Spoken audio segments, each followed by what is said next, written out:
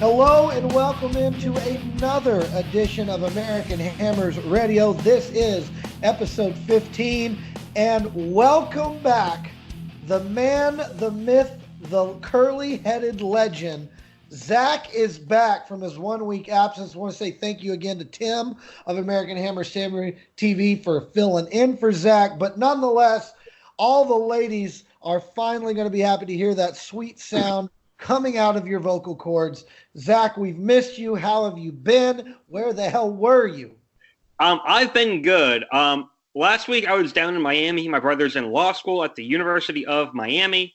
And so it was his birthday on Wednesday, so we went down to celebrate with him. And then on Thursday, we went to the Capitals-Panthers game in beautiful, scenic Sunrise, Florida. By the way, if you've never been to beautiful, scenic Sunrise, Florida, there's literally the only thing that is there that's worth noting is the BB&T Center. Everything else is just a giant parking lot and the highway, and that's literally about it. And so why did they build a stadium there? I can go on for an hour about why, but I'm not going to because this is not the time nor the place to do that. But it's literally, if you've never been to Sunrise, Florida, don't go unless you absolutely have to, or you are glutton for punishment, or you're a Panthers fan. See, here's what I've learned about Florida. I think Florida took a lot of their cues from the Vikings. The Vikings named Greenland because they thought people would go there, and they named Iceland because they thought that would scare people off. And that's what I think Florida does. Florida names places like that Sunrise, and you're like, oh, that's probably a really quaint, beautiful community. And you get there, and it's a pile of dog crap. Let's not forget that Florida is where America goes to die. I'm very sorry, Florida Irons groups or Florida Hammers groups. I really am sorry, but we all know that Florida is where America goes to die. Hang on, what's the best city in all of Florida? Probably Dallas, Texas. That's my guess. No, it's Del Boca Vista. So basically, and the Seinfeld's fighting at 7 a.m. tomorrow. So basically, we had, there's no way to say this, Zach. We had a shitty weekend as West Ham fans. Yes, we did. But before we get into this past week, I want to bring up something you brought up in the last podcast about the last time we won at Turf Moor. And you were correct. It was 2017. It was round 38. We won 2-1. Care to guess the goal scorers? I know Andy Carroll got one. No. I'm going to say he got both then. He wasn't on the starting lineup. He wasn't in the squad. I'm going to say he scored 4 goals. Andy Carroll was not in the squad that game. He had 6 goals? My God. No, so crap. So it was Fellaini and Andre Ayew. Both players that are no longer representing the crossed irons on their chest. Well, I knew it had been a while. Turf Moor tends to be a house of horrors for West Ham United, and once again it was on Saturday. West Ham go down 3-0. Were dominated. At no point in that game did they look like they were bothered. Did they look like they were in it? West Ham United went out there and played like a relegated side. They played like they didn't belong, and that is hands down the most troubling thing I saw. I don't want to go over the goal scores. I don't really want to say much more other than the fact at no point in that game did I feel, or anybody in the Fresno Irons whom I watched with, were we ever a legitimate threat to actually control the ball at any point or possibly make a goal. Now, I know the possession stats say that we did something, but you're playing Burnley. They play a counter game. They will give you the ball. They're like, fine, take it. But at no point did West Ham actually look like they knew what we were doing with it. We got to points, Zach. There were points at Full Circle Brewing Company with the Fresno Irons. We were cheering 4 passes in a row. That's how poor it was getting. We were going ape shit if we got 4. We were high-fiving. I set off the bubble machine because I think we all realized our expectations were far too high. Yes. For what West Ham United are right now and what we can be under this manager and with the group of players that we sent out on the pitch. Zach, I got to know, what was your reaction while you were watching this game? Zach, Yes. What was your reaction to that game after Okay, well, watching? so first off, you froze on me? Yes, okay. Anyways, so my reaction was, what the hell are we doing? What are we doing? Came in, we at least looked halfway healthy, and it was just, well, and I say halfway healthy loosely, and then to go down and to lose Noble in the 20th minute is not a good thing. He is the lifeblood of the team. He's the only reason why we are not completely off, like thrown off the cliffs of more. And then to lose Lanzini, that hurts. That really hurts because Lanzini is a great player when he's allowed to be a great player. But the whole Roberto own goal thing, I still don't understand that. How is Roberto even still on this team? How have we not brought in the backup to Roberto? I don't get that. There's been talk, I've seen talks, and there looks like for the next game that they will be going with the backup keeper, which I am thrilled with because Roberto looks like an MLS keeper. Tim is right. He's actually worse. He looks like an NPSL keeper, which is not much better than a college keeper, to be quite honest. So it's something that's really been worrisome to me. And in the papers and all the things that I've been reading is that there is that the director who Pellegrini brought in, it looked to be axed over this because he wanted to bring Roberto in. So he brought him in because of his stellar record at Olympiacos and in Spain. And now he looks no better than a glorified college keeper. And that's pathetic. This is the greatest league in the world on the pitch. What the fuck are we doing? What in God's name are we doing, and why do we keep going after this the same way? Pellegrini hasn't changed his form at all. Kyle, what's the definition of insanity? It's doing the same thing over and over and expecting a different result. Exactly. And that's what we're doing. And it's worrisome to me. I think Pellegrini might have lost it. He might have blown a fuse. I don't know his health records, but does he have a history of dementia somewhere in his family? I don't know. But he is starting to lose. I think he may be starting to lose it. And if we can't pull this out, because we have Tottenham the week after this weekend, if we can't pull this out against Tottenham, I'm going to get really worried. And yes, I know we're injured. Yes, I know Antonio is coming back soon. Yes, I know Fabianski is due to come back in December, January-ish. But it's really bothersome to me that we can't even get a single win. We even look like we're going to look like a good team on the field. It's pathetic to me. There's three things I learned this weekend from watching this game. Number one, a neck tattoo does not make you a goalie. It's very clear. I really think Huslos probably signed, and Huslos, I think his feet needs to be put to the fire on this because I'm really curious of why you sign a keeper like Roberto out of the Greek league. Yes, he's playing with the best team in Greece in Olympiacos, and you bring him in. Let's be honest here. Arthur Masuaku was a dominant player in the Greek league when we picked him up. He was a very dominant player. But that's the Greek league.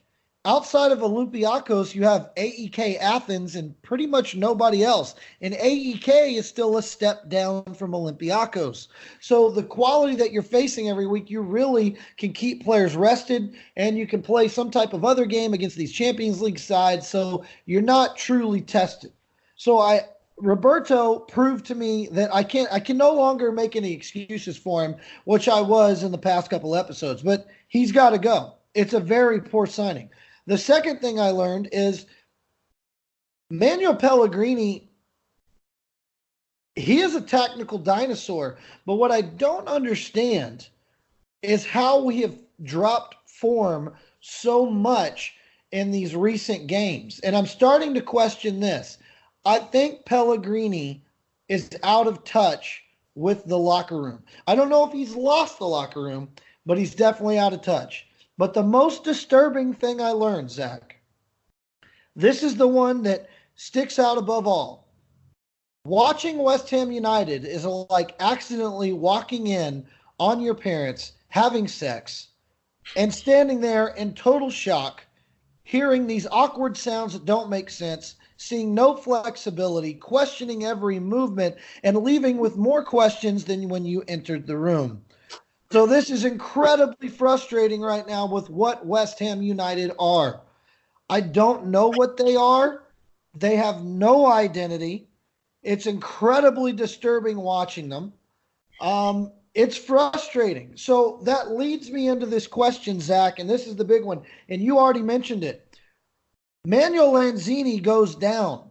He breaks his collarbone, and what I felt, and I could be wrong here, I felt like he was indulging the foul and went down really hard on his shoulder when I didn't feel like he should have gone down that hard. I think it was a foul, but the fact that he indulged it scared me. This is what I call the Neymar effect. So he ends up hurting his shoulder, breaking his clavicle, known as the collarbone, and it looks like at minimum he's out 3 months, most likely the rest of the season. Now, granted, everybody's going to sit there and say, and I heard you say it, you said it the best way good. He's a great player when he's allowed to be a great player. The funny thing about Lanzini is he's the one that has to decide he wants to be a great player. Right. Because the big point with him right now is he's got 1 assist on the season. So I can't really sit there and say this is going to be a massive loss for West Ham United. So let's look at this, Zach. I need to know, is it injuries or is it Pellegrini? What is the main problem with West Ham United? I think it's a combination of both, to be quite honest. And I do agree with you on the Neymar effect thing. It's a problem in soccer, and you watch Neymar. Well, you can't watch him in America because it's on beIN, and literally like 2% of the nation has beIN. But you watch Neymar play for Brazil, and he goes down like that, and he spends 10 minutes on the ground the whole tournament, and then you have KFC in South Africa making fun of him. In a minute-long ad, by the way, where the guy's just rolling to KFC from the city, which is hilarious. Look it up, by the way. But it's a problem, and this whole the whole injury thing and the whole Pellegrini thing is not a good mix. When we're all healthy and when we were playing like we did in the first 7 games, we could go back out there with the same formation. But when we are losing games, we can't go back out there with the same formation of the same guys because some of them are injured. So we need to be able to adapt. Either it's adapt or die. It's no different. This is why Darwinism is a thing. You either adapt to the change in environment or you become extinct. Look at the dodo bird, for example. They're too slow to move. You're going to get eaten and be destroyed as a species. And this is what's happening to us. We're not adapting well enough with our injuries. We're not being able to plug the holes in our dam. And because we can't plug our holes in our dam, water's coming through, and we are the structural engineers of the dam looking up and going, oh shit, we're in trouble. We are in trouble. We need to do something. We need to plug those holes. And sometimes that may mean we need to put more cement, or we may need to completely change how we're putting the cement in, because if it's going to continue to crack, we need to figure out how to stop the cracks. And right now, Pellegrini's not doing that, and the injuries aren't helping. So, but my biggest thing that I think would fix the whole thing would be a change in formation. Play 2 up front. 2 up front. Haller's looked lost the past couple of weeks. He's a space cadet and going, what am I doing here? I was happy in Frankfurt. I had a hand in 20 goals last year. I was happy with a 3-pronged attack. Now I come to a 1-pronged attack in this. I wouldn't be surprised if he demands a transfer come January if we can't figure this out. That would, if that ends up happening, then I think the owner's got to go, and there's going to be there's going to have to be massive changes. I'm not ready to cash in on the owners. I'm not an owner hater. And, I've had this conversation with multiple people. I think they want the best for West Ham. I really honestly do. But I want to tell you that it's the injuries. But the fact is, Zach, the starting 11 have been so poorly chosen the last 3 games. Pellegrini has to take this. It has to be on Manuel Pellegrini, because we have enough talent to put out there, even with our injuries, to be more effective than we are on the pitch. I'm not going to say we should have won all these games, even though we should have, because they're shitball ties at the bottom of the table. But nonetheless, we should have been in a situation far better than we are. And the fact that we are sitting where we are with where our talent is, that's ridiculous. Yeah. And this brings me into the biggest question of all, Zach. On a scale of 1 to 10, 10 being I'm hitting the panic button, I am done. And a 1 being, it's not that big of a deal. Where are you at with Pellegrini? Are you ready to hit the panic button and make a change? Or are you still willing to give him a little time? I'm at a 7.25. He can't be faulted for the injuries. He can't. But at the same time, he needs to take the fault for the fact that he's not adapting to the Premier League and to the fact that he needs to realize that we need to change information. We need to try new things, and because what we are trying is not working, and playing with one striker is definitely not working. And I was watching the highlights before we started this, and West Ham got a shot on goal in like the 50th, somewhere in the 50th minute, and those commentators said, and West Ham get a shot on goal, finally. And it was a sarcastic Bronx call, and I've never heard one like that before. And I was like, wow, okay. We need to change, and we need to change fast. Otherwise, we will be in a relegation battle, and that's not what we want. And because I still believe that Pellegrini is the man to lead West Ham, but we need to be able to find backups for our starters, which we don't have. Fornals has been proven that he's not it. Ajari has been proven that he's not Chicharito. We should have kept Chicharito, obviously. But this is a problem that we need to have fixed. And this is why January is going to be so vital. And also we need to find a new backup keeper because Roberto, who, by the way, when Pellegrini got the job, he initially wanted him to be the starter until they realized the board was so far with Fabianski that he backed off of Roberto. So we need a fix. I'm going to go ahead and tell you the truth. I'm at a 10. I'm hitting the panic button right now. I'm at a 10 because I've bought him. I felt like I've given opportunities, but 3 games in a row with poor selection, and then it seems like you can't be bothered. I know he's not a yeller or a screamer, but I need to see more passion. The only comment he's made that I liked is that at halftime of one of the games, he told reporters, if I could change the whole team, I would. Yep. Well, fucking do it then. Because no offense, the effort that I'm seeing out of the players on the pitch, put the people out there who are going to play. The best move he's made all year is bringing Snodgrass into the starting 11. But you and I both know Snodgrass would never start for one of the top 6 sides. No. He'd probably struggle to start for what I call the mid-pack. He struggled to start for us.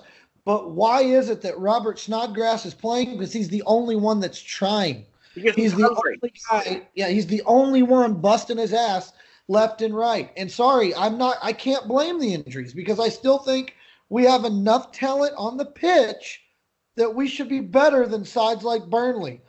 And it bothers my soul, Zach. It bothers my soul that I am watching this team whom I love, who I bleed claret and blue, throw the cross irons in my sleep all the time. I wake up saying, come on, you irons. But it's bothering my soul right now, Zach, that we have no ability to even find somewhat of an identity. And that's the manager's job. He establishes who the identity is of this team, the way they play, the way they fight through adversity, and he's not doing it.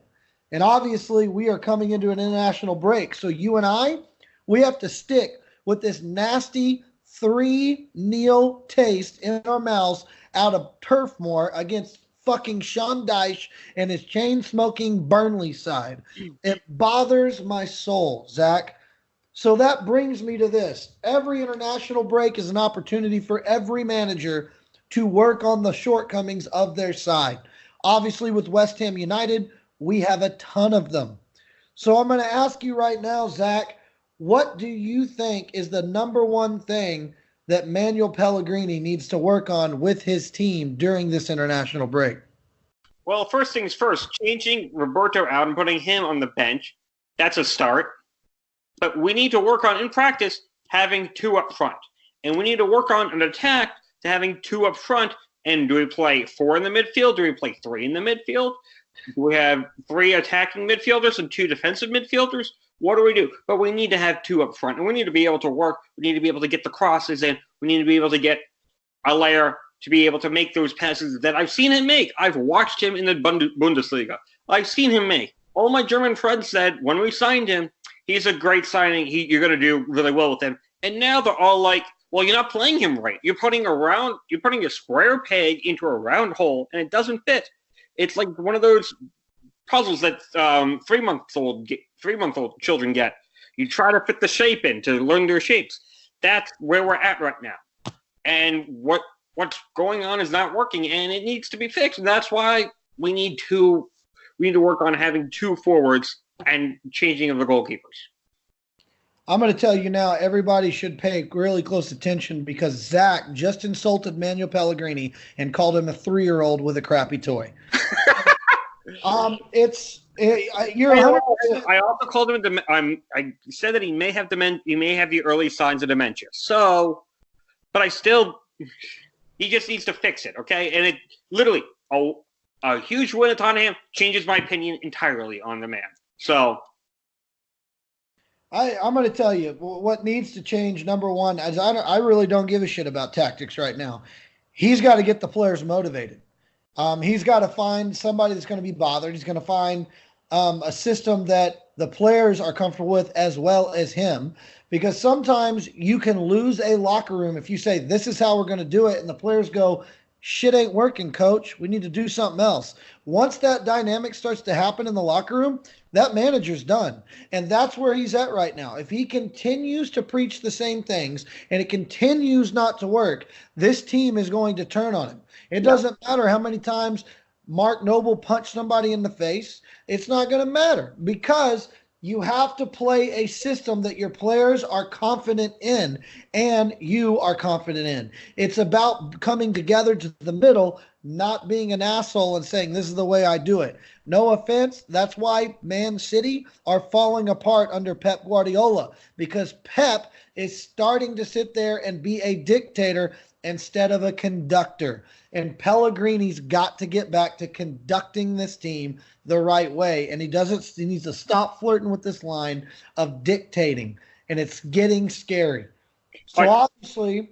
Hang on. Before you go any further about dictatorship, I want to bring up a point. I'm looking at my World Series champion pennant of the Nationals right here. When the Washington Nationals were 19-31, near bottom of Major League Baseball, Davey Martinez brought up a phrase. Go 1-0 today. Win today. Go 1-0. What Pellegrini we need to be saying as fans on Twitter and on the internet and on the chat rooms, we need to get 3 points today. We need to make every day a 3-pointer day. We don't want to tie every day. We definitely don't want to lose every day. We need to win every day. We need to win on the practice field. We need to win on the pitch. We need to win on our commutes home to work and from work. We need to win in the gym. We need to win everywhere. We need to win in the lunch line. We need to fight for the last pudding cup. Got to fight for it. Otherwise, what are you going to do? You're sitting on your butt going, damn, I could have had X if I only fought for it. No, you don't want that. You want to fight for it. Anyways, that's my rant. So I agree with you. And sometimes you got to fight for the fruit cocktail, even if it doesn't have that little maraschino cherry in it, which is the only reason anybody ever wants the damn fruit cocktail. But the thing is this. Right now, I'm starting to wonder how many maraschino cherries do we have in our fruit cocktail? Because the January transfer window is coming up, and we need some cherries. We need some guys on this team that are going to be bothered. They're going to go out there, going to give us everything they got. They're going to put in a Snodgrassian type effort every single week. So I'm going to ask you this. Looking at this international break gives us a moment to think here. The January transfer window comes up. First question, who do you sell? Give me 3 guys that you would sell. Well, Roberto is a definite. He is on his way out, by the way. X has pretty much all but confirmed that Roberto will be gone.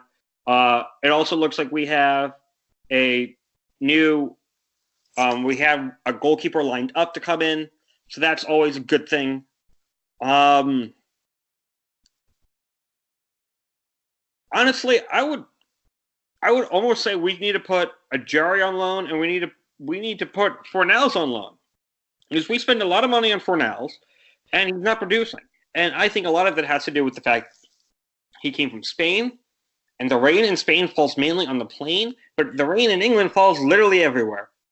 And he's not used to the rain falling everywhere. And he needs to figure that out. We need to ship him off to another top tier league, like Germany, like Italy, like France. There's got to be someone in France that needs a midfielder. But we need him to work on that and to get better and to become, because we spent £20 million on him. We can't lose that much money just into cut our losses. No. But Roberto's really the only one that I see fit to be cut, to be sold. Reed, unfortunately, nobody wants him because he's injured. But yeah, I mean, I'm looking down the roster. I still believe in this team, but we just need to be better. I'm going to go ahead and tell you right now. And by the way, I just want everybody to know that Zach never plays by the rules. You should play Uno with him because he always makes up his own damn rules. You're the guy that buys that deck of Uno cards that has the draw four with the little write-in thing where you can make up some random bullshit in there. So Monopoly. So here's the deal. I'm going to tell you, and I'm going to say some very unpopular things right now. But let me preface why I'm telling you these three players. The reason you sell these guys is because it's time to buy in to what we want to be. And what we want to be is a team that puts in the effort, that is dangerous in attack, and has the wherewithal to represent the West Ham way, the way we want it done. We want to change the culture, right? So number one, this guy's part of the old guard. We are living in the past on him, and he is hands down my favorite player. And honestly, I wrote this down before they announced the length of his injury, so now I know it's not going to happen. But the first guy on the selling block to me would have been Manuel Lanzini. I don't see anything. I think you can get 45, 50, maybe even 60 million for him.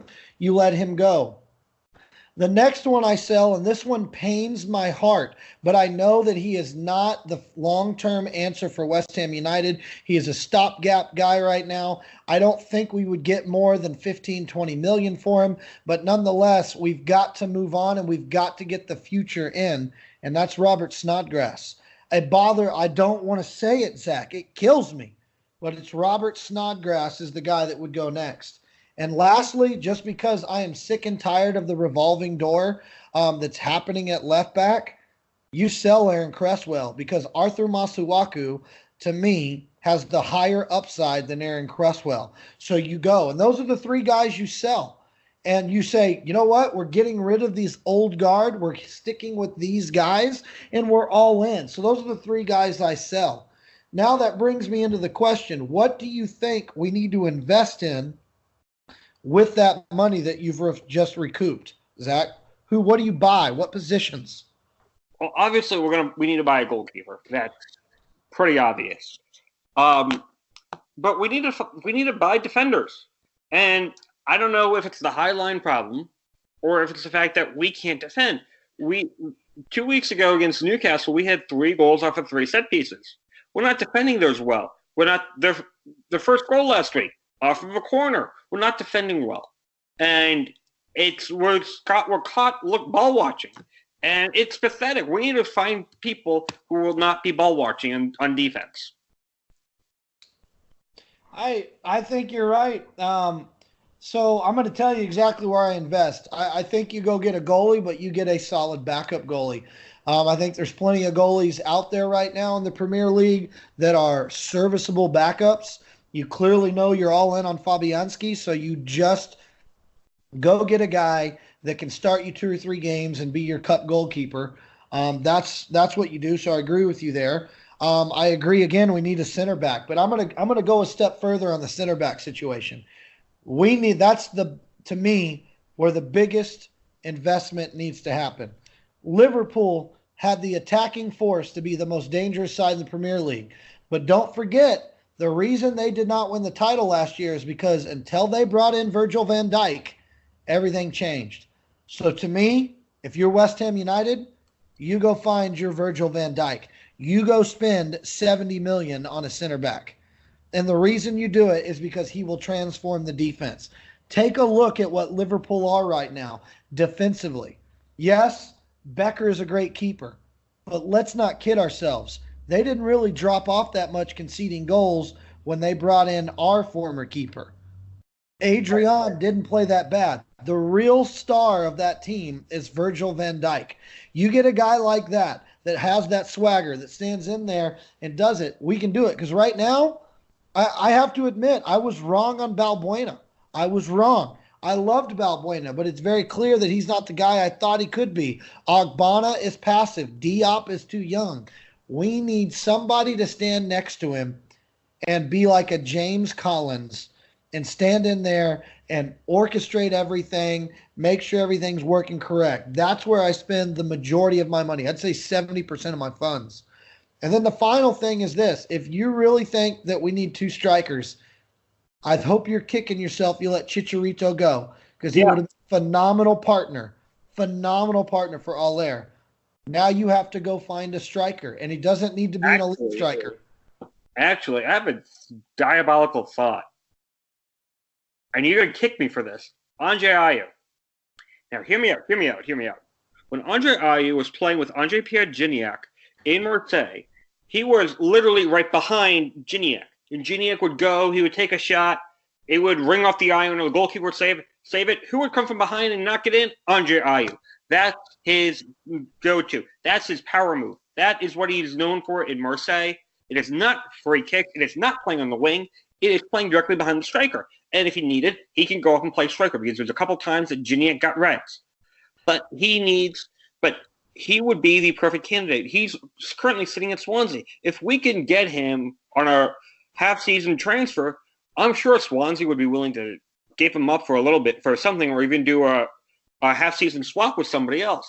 I would love to see him come back and play. We would use him correctly now instead of incorrectly, like what we've been doing. And that was the most frustrating thing, because he would be out on the wing, and he's not a winger. He's a attacking midfielder. I know I'm going to get a lot of heat for this, but that's my thought. And he's literally right there in Wales.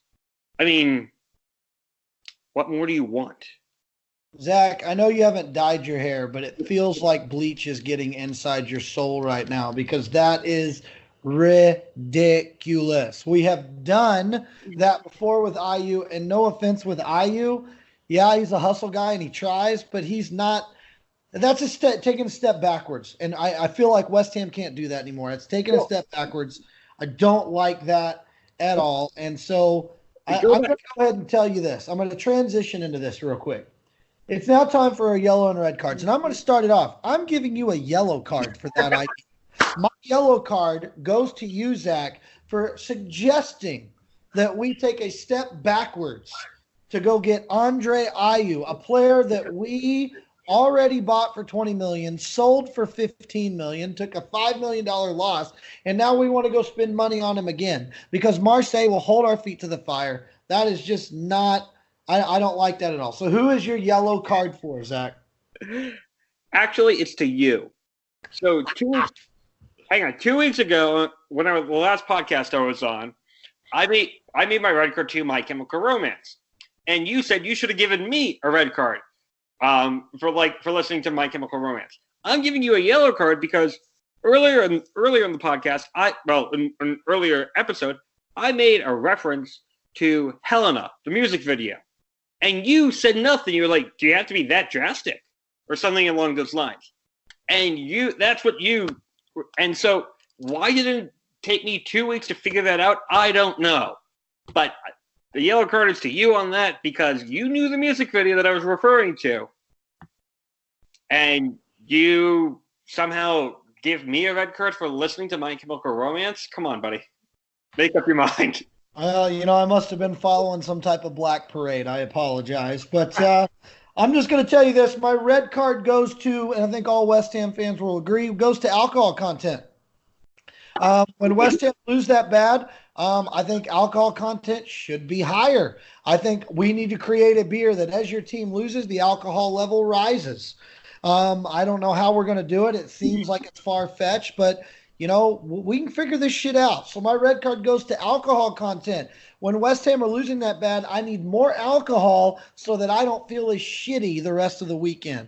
Who is your red card for? Okay, so to answer your question, Dogfish Head has 4 IPAs that do that. They have a 60-minute IPA. They have a 75-minute IPA. They have a 90-minute IPA and a 120-minute IPA. And they all rise in alcohol content. 60 is 6, 75 is like 7.5, 90 is 9, and then 120 is somewhere between 16 and 20%. Yeah, 12 ounce. If you find it on draft anywhere, most of the time they make you split it with somebody else, because one glass of that and you're on your ass all night. Anyways, I don't know. Brewing has a new sponsorship. I don't know if you have that out in California, but if you can find it at your local, I don't know, Ross or whatever your grocery stores are called, or beer and wine store, find it, drink it. It's very good. All right, I'm giving my red card to somebody on Twitter by the handle of, hang on, Ben BENN_Landis. His name is Dysfunctional Dolphin, #COYS. As you may know, if you follow NFL football, the Dolphins are terrible. So a friend of mine's a Dolphins fan. I tweeted him a funny meme. If you weren't a fan at 0-7, don't become one at 2-7. It's Dolphins celebrating. And so I tweet that to him. He likes it. He retweets it. He replies to me and says, "Please fuck off with that shit. Don't tell people how to be a fan. D-bag. Dolphins NYC. It's a joke. Me. He's a Spurs supporter. He doesn't get jokes or trophies." Mic drop. He blocks me. Well done. Well done. All right, it's time for Zach's favorite part of the show. Give us your shameless plug, Zach. Let us have it. Okay, well, first, company-wide thing. We have merch. We have merch. We have merch. Yes, we have merch. We have stickers. We have shirts. We have blankets. We have coffee cups. We have literally sweatshirts. We have literally anything you can want or name on or logo on. We can have it. Go to ThreadUp. Go to the American Hammers Twitter page, hit the link. They will direct you from there. But buy our merch. Show that your support for us. You wear it around town. Put a sticker on the back of your car. Put a sticker on a stop sign to make it a stop sign. I don't know. Put stuff everywhere. But anyways, Christmas is around the corner. Yes, it is coming, people. You have friends. Your friends like sports, right? Right. Well, head on over to Zach's Trunk Show. I got sports stuff coming up the wazoo. I got football. I got baseball. I got basketball. I got hockey. I got rugby. I got cricket. I got soccer. I got bunches of stuff. I got jerseys, hats, T-shirts, scarves, lots of scarves, winter jackets, rare things that you may never find anywhere else. Get all your holiday shopping done in one spot. Buy a bunch from me. I'll give you a great discount and ship it all in one box. So head on over to Zach's Trunk Show on Instagram and follow the link from there. You got a bunch of stuff. Anyways. Well, I will tell you, Zach, that sounds absolutely intriguing. I have nothing to plug because the Fresno Irons are not in action this weekend, as you know, because West Ham United are on international break. So I do encourage you to check out the merch, check out Zach's Trunk Show. And as always, and hopefully Hammers, it gets better, because I know it's rough right now, come on, you Irons.